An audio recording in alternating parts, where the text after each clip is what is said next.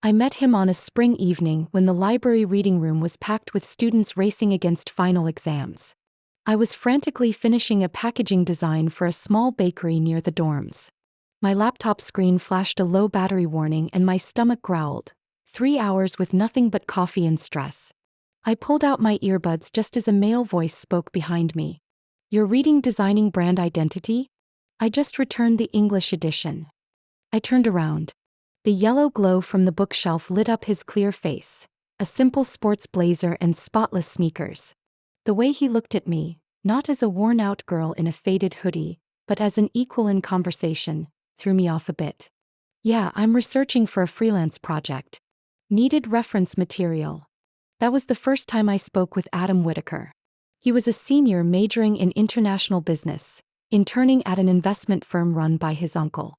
I, Charlotte, 27, was finishing my final year in graphic design at a local community college near San Diego, juggling school and work to pay tuition and send a little money home to mom. 3 months later, Adam moved into a dorm near my campus to focus on his thesis, though in truth, it was to be closer to me. He came to the coffee shop where I worked every afternoon waiting for my shift to end.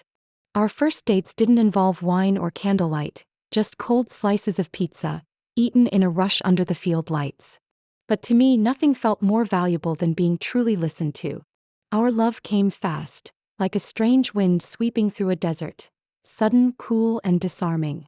The day he knelt on La Jolla Beach with a sapphire and diamond ring, one I knew no student could reasonably afford, I cried. Not just from joy, but from truly believing I was about to have a real home, something I'd dreamed of since I was a child. I was wrong.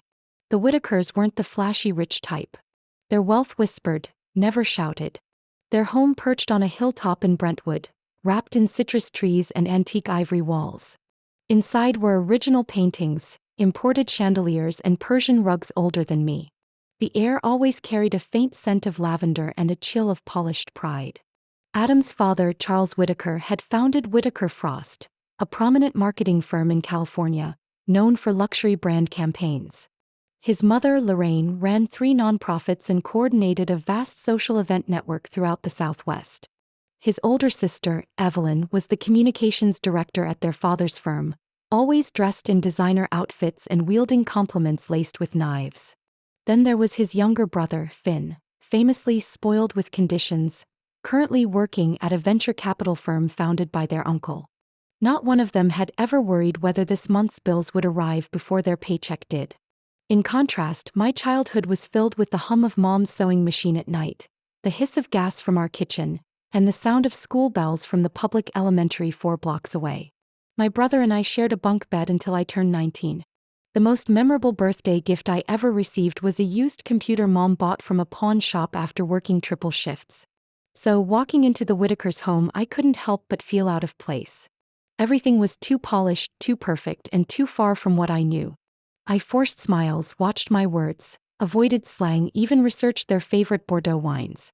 I wanted to belong. I wanted them to accept me the way Adam had. But Evelyn always called me the girl with the cute creative streak, as if my work in design were just a hobby. Charles would frequently re-explain everything I said about target markets and branding, despite me having more hands-on experience than his CPA nephew. Lorraine smiled gracefully while subtly suggesting ways I could dress more appropriately for their family events. Every word was cloaked in civility, yet none felt genuine. Adam always said, "That's just how they show affection. Evelyn's sharp, but she's testing you. And mom really does like you." I wanted to believe him. I wanted to believe I wasn't just a sparrow trying to fly among swans. But deep down, I could sense I hadn't merely joined a new family. I'd stepped into a world measured in lineage, credit scores, and Ivy League degrees. And I, Charlotte Allen, the girl who grew up in a peeling wall rental, was now standing in the center of it all, balancing on a pair of heels bought with summer savings. I didn't realize then that I was losing parts of myself. I only knew I'd entered that world with wide eyes and an unguarded heart. Things unraveled quickly after that. The summer Adam and I got engaged, his family hosted a 60th birthday bash for Charles at a lakeside estate in Tahoe. Lorraine hired a professional event team, complete with a private chef, live band, and a guest list spanning 4 pages. Her invitation email read, "Attire, cocktail pastel tones. Looking forward to seeing Charlotte in pink. It took me 2 afternoons to find a dress that looked elegant without making me resemble a piece of candy. When I arrived, Evelyn was dressed in a champagne silk Givenchy gown, her hair curled like a perfume ad, her smile frostbitten. Didn't expect you'd go with cotton for an evening affair. But, it's cute. With one sentence she made me feel like a costume player at a Met Gala. While guests raised glasses to toast Charles, I tried to share a bit about my branding project for a natural cosmetics brand in San Jose. Evelyn cut in before I could finish. Oh, the one with that crooked leaf logo? I saw the ad on Instagram. Bold choice of font, though a bit amateur. She smiled and nodded like she was complimenting me. Under the table my hand clenched tight. Adam just chuckled and topped off her wine. No rebuttal. No defense. That was when I started to understand. In the Whitaker household, every compliment came with a hook. Every sweet word cloaked judgment. Every nod was a reminder that I was merely a guest, tolerated, not welcomed. When we started house hunting after the engagement, I suggested a neighborhood near Venice Beach, known for its creative vibe and abundance of art studios. Adam was excited, until Evelyn found out. Are you really planning to live there? I mean, it's cute, very artsy, but are your neighbors like delivery guys and mural painters? I could hear the stifled laugh in her voice. Adam laughed along. I didn't. We ended up buying a house in East Brentwood, not far from his parents' home. It was a lovely, quiet neighborhood, but cold like a museum. I couldn't play music loud after 9 p.m., wasn't allowed to hang a design sign in front of the house, and even our guests were asked by neighbors, "Do you have an appointment?" On our wedding day, Evelyn was the maid of honor. During her speech, I sat next to Adam, hands clasped tightly. Evelyn stood at the podium with a glass of champagne. My brother has always had interesting taste in women. In college, he dated a law school pageant queen. Then a strategic marketing director. She really got the Whitaker vibe. But then Adam chose Charlotte, because she made him laugh. And because she's so genuine. The room burst into laughter. Adam placed a hand on my shoulder as if to comfort me but didn't interrupt. I smiled. The camera captured that exact moment. Looking back, I realized there wasn't a single spark in my eyes. When I landed a design contract with a major cosmetics retail chain, news outlets mentioned me by name. Whitaker Frost had once pitched to that brand but didn't win. I was thrilled to share it at the next family dinner. That's cute, Evelyn said, sipping her wine without looking up. But Adam probably made the introduction, right? Clients love having someone familiar in the industry. It felt like a slap with a velvet glove. I glanced at Adam. He silently picked at his salad as if he hadn't heard a thing. No one at the table came to my defense. Not even Lorraine, who always claimed to love independent and creative modern women, offered more than a faint smile. I stopped talking during dinner. My stories were always cut off. Evelyn would jump in about a meeting in New York. Finn bragged about a party in Napa Valley. Lorraine updated everyone on her foundation's new celebrity partnership. Every time I tried to speak, a new subject barged in uninvited. I wasn't kicked out of the table. I was made invisible. One evening, I came home from a client meeting holding a logo sketch I was proud of. Adam was on the couch reading a report. They loved the concept, I said, energized. This logo's going to be printed across over 200 stores statewide. He glanced at the design for barely 2 seconds. I think the font's hard to read. Maybe try Helvetica? I said nothing. That wasn't feedback. That was reshaping me into his family's mold. Even Adam, the guy who used to eat cold pizza with me under stadium lights, had changed his tone. I tucked the design into a drawer. That night I skipped dinner. Didn't mention the 6-figure deal again. No point. I wasn't sure who I was anymore in that world. I started waking up in the middle of the night, heart racing as if I had just escaped something. But I wasn't running. I was still there. Sitting through glamorous dinners, decoding sugar-coated conversations, enduring glances that slid past me like I didn't exist. Only now I began to remember everything. Every comment Evelyn made with a smirk. Every time Lorraine patted my back with eyes that sized me up like a piece of furniture. Every blank stare Adam gave when I talked about what made life worth living. I didn't cry. Didn't confront. Didn't fight back. Until that evening when Evelyn dropped a dagger of a sentence during a family dinner.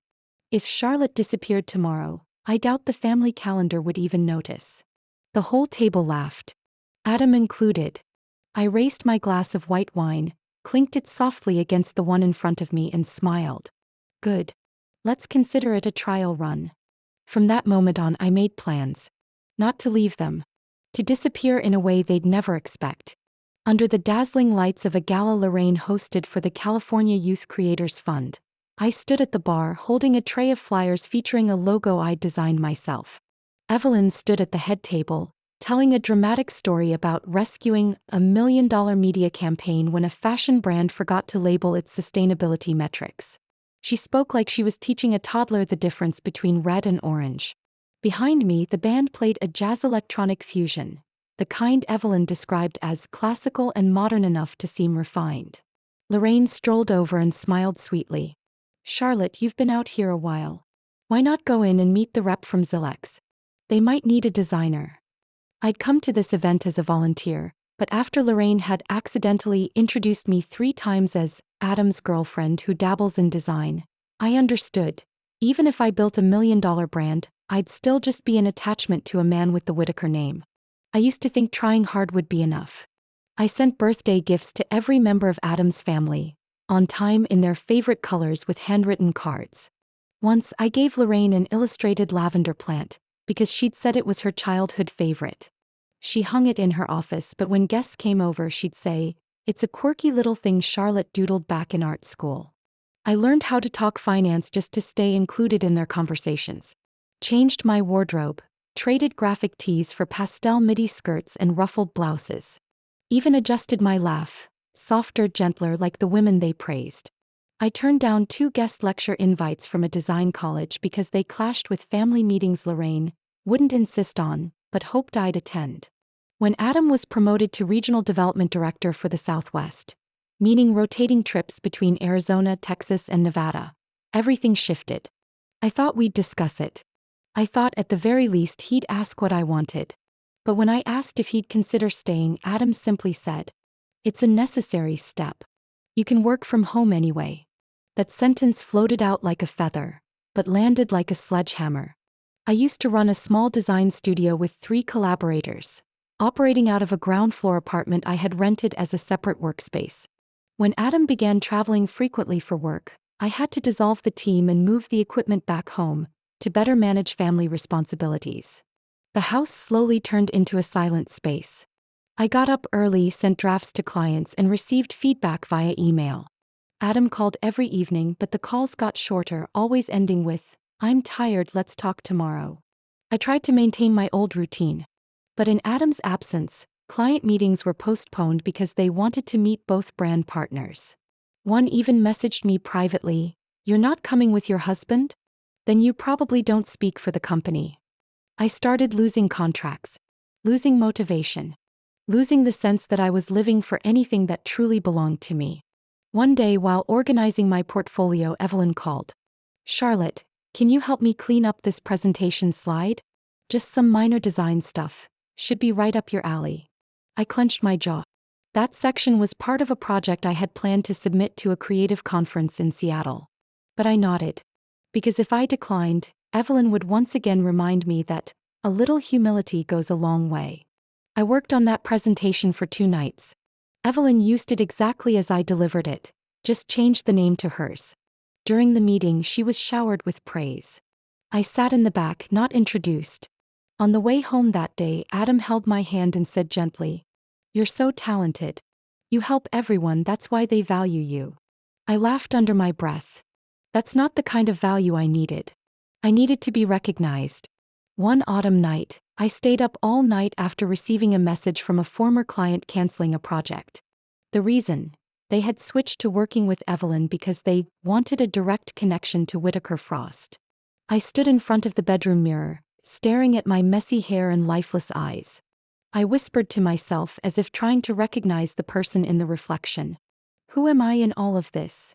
The next morning, I declined Lorraine's birthday party invitation via email. No reason.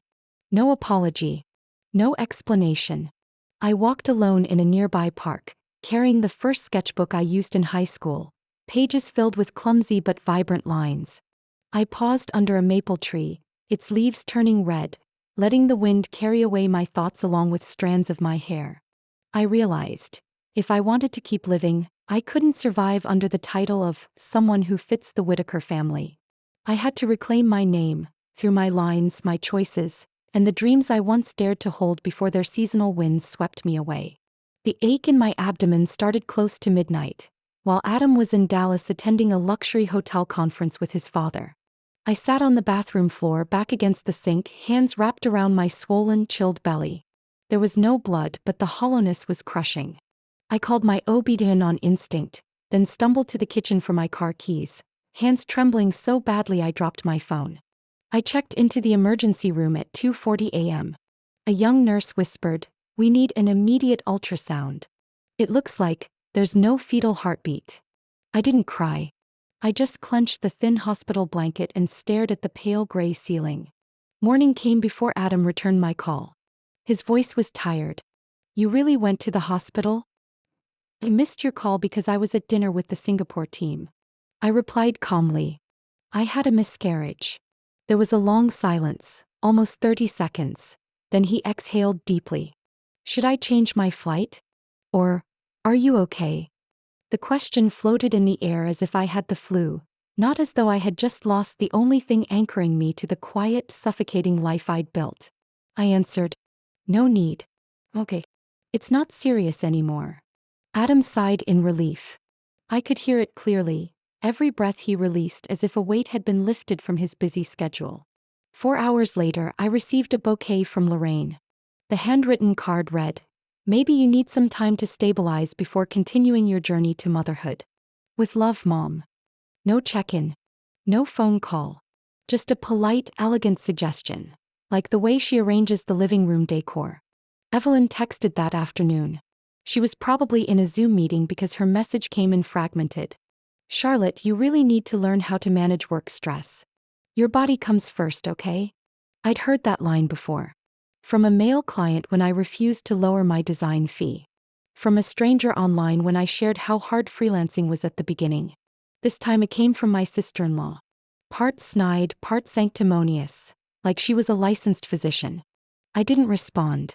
In the days that followed, no one from the Whitaker family came by. No one called to ask if I needed anything, if I was in pain, if I had anyone with me. The spacious house held only me, a bottle of prescription painkillers, and 3 reminder calls from the hospital for follow-up appointments. I handled everything on my own. Called the clinic. Cleaned the bedroom. Cancelled all baby shower orders. Deleted every pregnancy tracking app. Closed every browser tab labeled baby names that start with C. Not because I was strong, but because there was no one left. Until Rachel, my cousin from Portland, called. She hadn't heard anything from Adam. She hadn't seen any social media posts. She just sensed that I'd been unusually quiet and decided to reach out. When I gave her a brief explanation, Rachel didn't press for details. 3 hours later, she was standing at my front door with 2 bags of food, a box of tissues, and eyes that held no pity. He tidied the bedroom, brewed tea, played my favorite playlist, then sat with me on the couch saying nothing, letting the silence do the healing. That evening, I leaned on Rachel's shoulder and cried. I didn't cry because I lost the baby. I cried because someone finally saw my pain without trying to make sense of it. On the 3rd day, Adam came home. He walked in with a face gaunt from jet lag and a wrinkled suit. Seeing me making tea with Rachel, he hesitated for a moment. Then simply said, "Mom told me you took a few days off from work?" I didn't answer. Just poured myself some tea. Adam went upstairs to the bedroom, moving slowly like someone carrying a heavy burden, but I knew it wasn't the same pain I carried. On the 4th day, I turned my laptop back on. I tried to focus on designing a brochure for a mental wellness center. But the image of a child that never had a heartbeat lingered in every line I drew. I sent off the draft without rereading it. 3 days later, the client replied, "Thank you for the design. Though, the color tone seems a bit darker than the healing spirit we're aiming for." I didn't blame them. They were right. My world had no light in it at that time. Even the brightest colors felt cold. I thought about quitting everything. Shutting down the website, stopping new clients. living off my savings and figuring out how to breathe until the ache dulled. But Rachel wouldn't let me. She sent me articles about creativity in times of grief. Bought me a brown leather sketchbook, the kind I used to obsess over before getting married. On the first page she wrote, "Doesn't need to be perfect. Just needs to be real." I started drawing again. Not for clients. Not for a portfolio. But because I needed to see that I still existed. Through color. Through lines. Through all the things that made me who I was before I got worn down by the absence of those who were supposed to be there. Every night I put my pen down, shut my laptop, lay on the couch Rachel had been crashing on and asked myself, if they don't need me, can I rebuild anyway? I didn't have the answer yet. But I wanted to look for it, not for them but for me. On the first Saturday morning of June, the Los Angeles sun blazed like it knew the Whitakers had a special occasion. The annual barbecue hosted by Charles took place in the backyard of the mansion, where the lawn was trimmed with laser precision, Japanese paper lanterns swayed over the grape arbor, and every detail was coordinated like a Broadway tech rehearsal. Adam called down from the second-floor balcony just as I finished the final layer of lemon almond buttercream on the cake. My mom's recipe, the only thing Lorraine openly complimented last year. "Hurry, babe, everyone's gathering already." I picked up the cake box and headed downstairs without replying. The pearl-colored dress I wore matched Evelyn's email instructions. Attire: soft, not too casual, not too attention-seeking. I'd learned how to translate Whitaker speak. Dress just nicely enough to avoid criticism, but never outshine anyone with the last name Whitaker. The car parked along the curb near Evelyn's lawn. Though the party was at their parents' home, Evelyn, now co-director at Whitaker Frost, always positioned herself as the unofficial host. She greeted me with a stickered-on smile and a casually tilted cheek. "Charlotte's here. That dress is very subtle. Where's the cake? The main table's full, but I guess we can stash it in the side kitchen fridge." Before I could speak, Evelyn had already turned to call someone named Garrett and pulled Adam along like I was just a shadow in the background. The kitchen was packed with staff, the scent of grilled meat mingling with designer perfume from arriving guests. I slid the cake into the bottom fridge drawer, already half filled with brownies and mousse from non-family guests. At the center table, a tiramisu on a crystal pedestal stood out, clearly labeled, "Evelyn's Homemade Classic." There was no name card for me. Out back I stood quietly by the cocktail table. Evelyn was telling a story about meeting an Emmy-winning documentary director at a yoga studio. Charles was rambling about a specialty wood used for a new German smoker grill. Lorraine smiled like a mural every time the camera flashed. Finn, wearing sunglasses despite the cloud cover, was describing a creative detox retreat in Joshua Tree. Adam chatted with an old colleague and didn't look back at me for 20 minutes. I tried to chime in when a group started discussing branding for a new plant-based milk product. My exact field. But Evelyn cut me off. "Charlotte, you probably know where to find those croissants made with macadamia nut butter, right? Some local bakery." She didn't smile. But everyone else did. Mid-conversation, Charles tapped his wine glass to announce the unveiling of a new dish, cold-smoked Italian ribs he had prepared himself. The entire yard applauded. I walked toward the dining table, took a small portion of meat and added a few sides. As I looked for a place to sit, Adam waved me over from the main table. I headed that way, plate in hand, hoping to find a seat beside him. But the chair next to him had already been saved by Evelyn for her friend, a blonde woman laughing loudly. Adam gestured toward a side table near the pool. "Just sit over there for now, babe. It's quieter." I sat next to an elderly man dozing off and a little boy watching a video game on his iPad. Nibbling on my now cold meal, I glanced toward Adam. He was grinning brightly, raising his glass with Charles. When Evelyn launched into her charming story about being mistaken for a model at Tokyo Airport, I forced myself up. Grabbing a glass of lemonade, I slowly walked toward the kitchen, intending to bring out the cake for dessert. But when I got there, I saw Evelyn standing with a group of friends, pulling the tiramisu from the fridge. She spotted me and raised an eyebrow. "Ah, your cake's probably fine where it is. We're worried the flavors might overlap, so we're prioritizing something lighter." She smiled, polite like a life insurance commercial. I said nothing, just nodded and turned away. Back in the yard, I had just sat down when Evelyn shifted the conversation in my direction. You know, my sister-in-law Charlotte runs her own design firm. Super creative. She once worked with a coffee shop in Santa Ana. Really cute. Neon red sign. Kind of like a donut shop from the 1980s. Laughter broke out. Someone joked. Did they hire her for her retro taste or because she married into the Whitakers? I set my glass on the table. My hand trembled slightly. Evelyn winked. Probably both. But honestly, if Charlotte ever disappeared, we'd just be missing a bit of that hometown bakery scent. Laughter rippled around the table. Adam looked up, caught my eye. He gave a weak smile, then looked away. I stood. Calmly. No anger. Lifting my glass, I walked toward the main table and raised my voice clearly. If I ever disappear, consider this the soft launch. No one laughed. Evelyn froze. Charles stopped chewing. Lorraine looked up, lips pressed tight. I set the glass down, turned, and walked away from the flawlessly manicured lawn, past the neatly trimmed lavender bushes, and the buffet tables draped in white linen. My gaze never wavered, my steps never faltered. The cake was still in the fridge. I didn't take it. I left the backyard, got in the car, started the engine, and drove off, without a word. I didn't text Adam. I didn't look back. I moved out of the Whitaker house on Monday morning, 2 days after the barbecue. Adam was still asleep when I got up. I made myself coffee, black, no sugar, no milk, no regrets. I didn't yell. Didn't write a tear-stained letter. I just left an envelope on the kitchen counter. Inside was a clear financial breakdown. Half of the joint account transferred to my personal card, enough to last a few months if I spent wisely. At the bottom, a handwritten note. Adam, I'm not disappearing. I'm returning to myself. Please don't reach out. I need space to breathe. I called Rachel. She arrived 40 minutes later with cardboard boxes, canvas bags, and packing tape. She didn't ask questions. Didn't say much. I packed up everything that was mine. My laptop, sketches, notebooks, a few framed photos with no trace of Adam or his family. Clothes, design books, essential oils Mom had sent from Portland.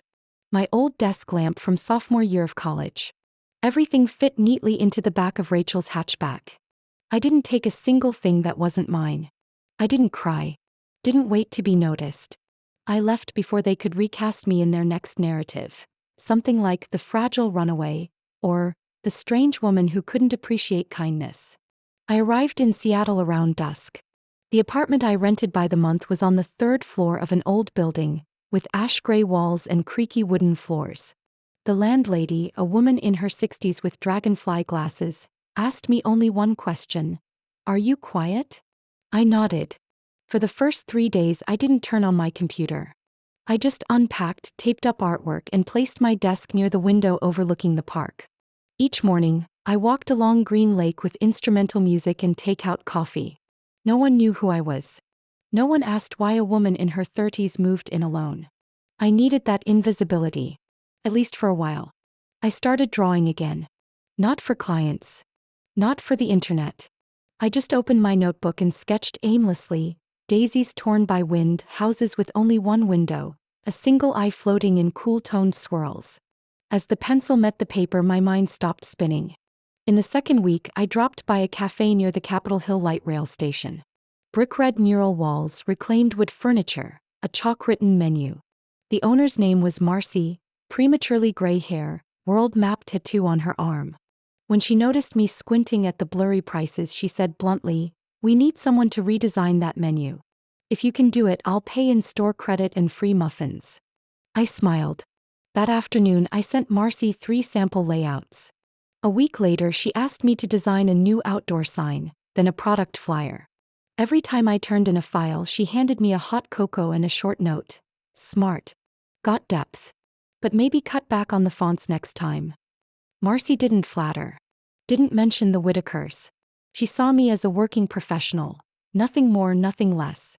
I reopened my Behance profile, revised my portfolio, and removed every project I'd done for my in-laws' firm. I kept only what I had built, negotiated, and designed on my own. New clients started to find me. The owner of a vegan bakery in Ballard, a yoga studio needing a new brand identity, a small publishing house looking for minimalist but striking book covers. I didn't become wealthy overnight. But every invoice I sent, every draft that got approved, Every positive email reply was a brick laid in rebuilding my sense of self.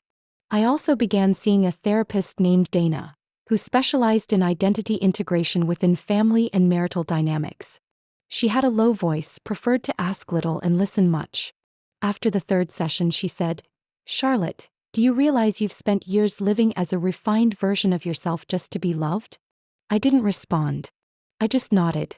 Each session felt like an excavation. I peeled back old beliefs, ones that said I had to please, stay quiet, be agreeable just to exist. I learned how to say, "I don't agree" without explaining. I learned how to say no without guilt. 3 months after leaving Los Angeles, I laughed, really laughed while seeing one of my designs printed on packaging at the local farmer's market. The woman selling organic eggs held it up and pointed to the logo. My daughter picked it because it stood out. It?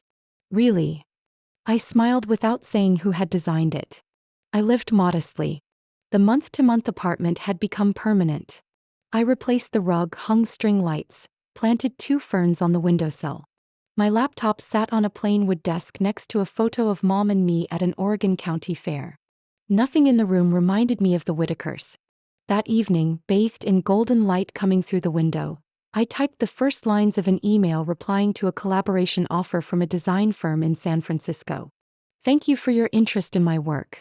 I'm currently an independent designer based in Seattle, prioritizing projects that respect creative individuality and maintain transparency in copyright ownership."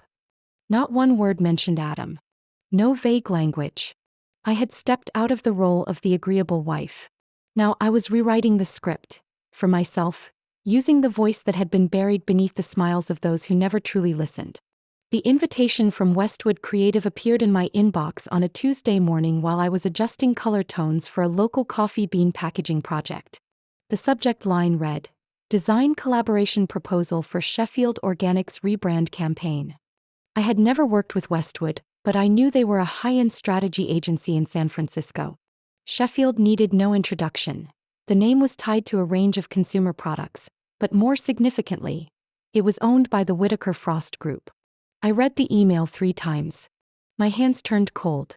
Then I typed a simple reply, "I'm available for an introductory meeting. Please send the details." The meeting took place over Zoom on Friday morning. Westwood's creative director was Thomas Klein, tall, lean, sharp-eyed, with a deep, steady voice like someone trained in theater. He didn't mention the Whitakers. We discussed mood boards, campaign directions, sustainability in supply chains, and integrating AR into packaging. No personal questions. No mention of where I used to live. I didn't have to hide anything. 3 days later, I signed the contract. The next 6 weeks were a whirlwind of work. I collaborated with Westwood's content team, coordinated photo shoots, sent mock-ups, and received feedback from Sheffield via mid-level representatives. The campaign was fully approved after 3 rounds. Internal feedback called it confident, emotionally resonant, and minimalist in just the right places. I didn't see the names Evelyn, Lorraine, or Adam in any of the email threads. The Sheffield rebrand launch gala was scheduled for the end of the month. Westwood sent me an invitation along with a note. "Charlotte, your presence at the gala will be a strong inspiration to the creative community in consumer branding." I didn't think long. I would go. Gala night, the Corinthian Hotel glowed in the city center. The lobby was carpeted in red, staff dressed in tuxedos. I stepped out of a pre-booked car wearing a deep emerald velvet jumpsuit, low bun, and berry lips, not to impress but to remind myself, I belonged here. I didn't need anyone's permission. Thomas greeted me at the entrance. "Charlotte, thank you for coming. Your design is making waves. It's about to hit 2 industry magazine covers." We entered the main hall. Golden light spilled over round tables draped in satin, flickering through wine glasses and embossed menus. I noticed Richard chatting with Sheffield's finance lead. Evelyn stood a few feet away, smiling with precision. Adam sat by the window holding a glass of champagne, scanning the room like he was waiting for someone to arrive late. I didn't avoid him. But I didn't rush toward him either. The presentation began on time. Thomas introduced the project and then passed the spotlight to me. I stepped forward into the light. "We didn't just redesign a brand," I began, my gaze sweeping across the room. "We posed a question. Does what we touch every day, from packaging to narrative, truly reflect its core value? I spoke about color, texture, the emphasis on farm origins. My voice didn't tremble. My words were clear. When I finished, the applause was steady and strong. I nodded in thanks and stepped off stage. As I made my way back to my seat, Richard appeared in front of me. Charlotte. I stopped. He still looked tall, composed, as if he was never shaken. The presentation was impressive. Thank you. Westwood is a professional partner. Richard studied me more closely. We didn't expect to see you here. I gave a faint smile. Because you thought I never belonged in the first place? He didn't answer. Evelyn appeared beside him, smiling with her lips, but her eyes dimmed. Charlotte, you really made a grand exit. No one in the family thought you'd vanish completely, then return like this. I didn't vanish. I just chose silence when no one really listened. She froze for a moment. Adam stepped up behind Evelyn like a shadow. He looked at me, hesitant. Are you doing okay? I turned toward him. The light reflecting off the glass sharpened his features, but his eyes looked faded. Very okay. Thanks for asking. No one said anything more. I returned to my table. Sat upright. Took a sip of water. I didn't need to win. I just needed to stand. At the end of the event, I saw Evelyn standing alone on the balcony. I went out, not to confront but to close the loop cleanly. That comment you made at the barbecue, if she disappeared tomorrow no one would notice, was that how you truly felt? She didn't deny it. It was a jab. But now I realize, saying that didn't diminish you. It made you stand out more than anyone. I looked directly at her, not angry, not bitter. I used to dim myself to fit in. But no one ever cared about the parts one hid. Evelyn nodded, lips pressed together. Congratulations. Not needed. I'm not competing, I'm just living truthfully. I turned to walk away. The quiet thud of my heels on the wooden floor echoed like a declaration from someone who no longer needed permission to move forward. The divorce paperwork was signed in silence. No disputes. No tears. Adam's lawyer sent over the agreement. The savings account would be split evenly. I'd keep all personal property and forego financial support. Adam kept the house in Brentwood. I reclaimed full ownership of the Allen Studio brand, something I had quietly registered back when I still lived in the Whitaker shadows. A month after everything was finalized, I changed my permanent address, closed the old bank account, and officially removed my name from all legal ties to the name that once kept me up at night. No farewell ritual. Just two people who had once shared a life, walking away in opposite directions with nothing left to say. In that space I began to grow what I once folded away for others. My studio moved from the apartment into a shared creative space in Fremont. I rented the corner with the best natural light, next to a ceramicist's cactus plant. Work came steadily. I didn't need to show off. My past projects spoke for themselves. One organic packaging campaign from Oregon made the Pacific Design shortlist. A trade magazine invited me to write about building visual identity in a post-pandemic market. I was asked to be the keynote speaker at a creative forum in Vancouver, something unimaginable back when I was still introduced at dinner parties as Adam's wife. Now I wasn't an attachment to anyone.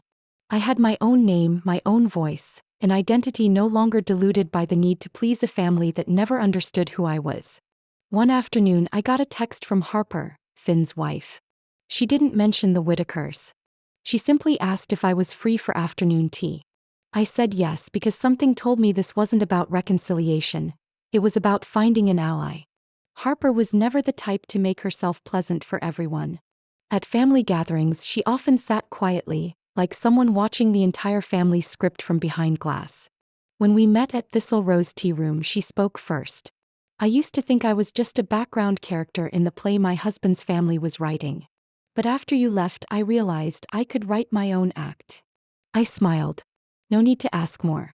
Since then we kept in touch. Not like sisters but like people who could recognize each other on the same map.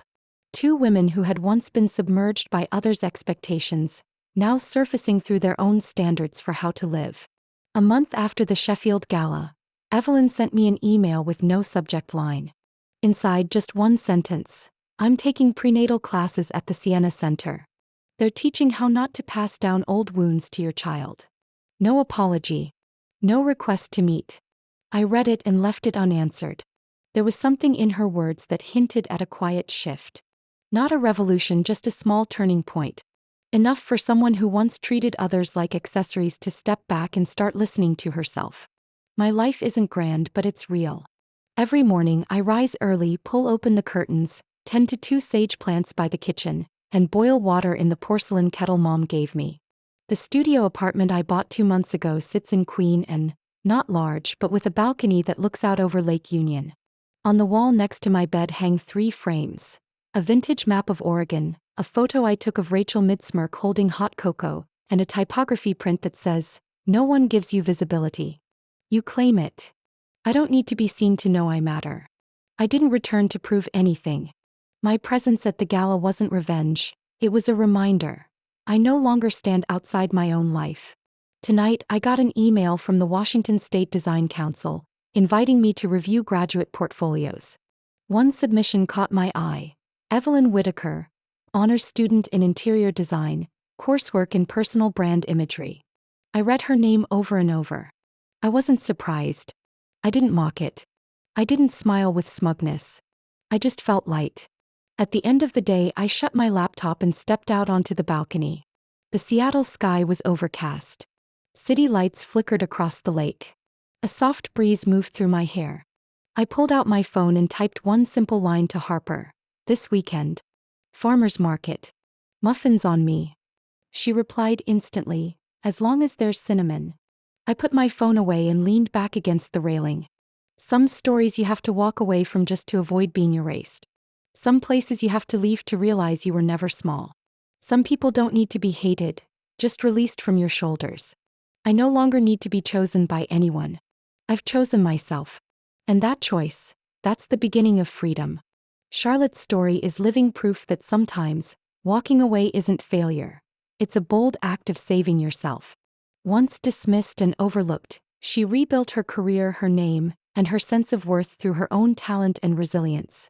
No longer living to please others, Charlotte chose to live truthfully, and that very choice led her to freedom, joy, and well-earned recognition. In silence, she won by shining her own light. What do you think of Charlotte's journey? What would you do if you were in her shoes? Share your thoughts in the comments below. And don't forget to follow the channel for more heartfelt, inspiring family stories.